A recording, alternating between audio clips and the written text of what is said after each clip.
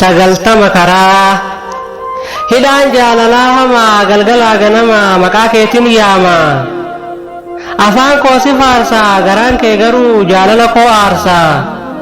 siifan cabsee dhufaa dhugaan keenya ni jira walitti nu araarsaa si dhabuu hin ta'u si argachuuf jedheen kamuu kaffalaa jira aarsaa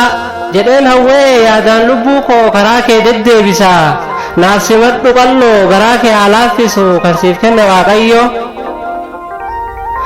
har'as ta'uu baatu boru naaf ta'a guyyuu abidda ta'ee guyyaa tokko bishaan ta'a yoo rabbiin jedhe maaltu beeka ati kiyya taatee ani kee ta'a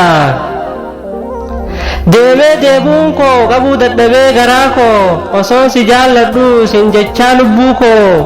lapheen kees jabaatee akka dhagaa ta'e akkan sirraa hin hafnes milluu ijaa takkaan onnee koo sakaalte summii akka malee laphee koo faalte jireenya kiyya guutuu jaalalaan ala guduunfite yaaddoo keetiinis sammuu koo hiite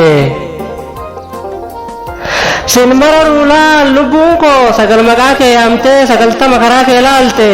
ati garuu imbii jettee boonicha hamaan hamma geessura dheeratte jaalalaaf yaada kiyya argaa arguu dadhabde of tuulummaan miira koo hubde hubaan jaalalaa hamaa dhagaysiifin himaa har'inaa boru siif amma kunootiin gaafasii bariinaan ganama hin dogoggoriin bariin waa hedduun deema boonichi kee cimee bakka jaalalaa dhime jaalalli kuni galaana yeroo tokko hurrisee gamlachuutti cinqii buusee cirracha ofirraa dhiisee huura fuudhee sokkee cirracha naaf ta'i akka lolaan sin fudhanne sitti hin hidhu garuu sitti hime ani qopheessee kan dhiyeesse Nuhii Waariyoo Muummee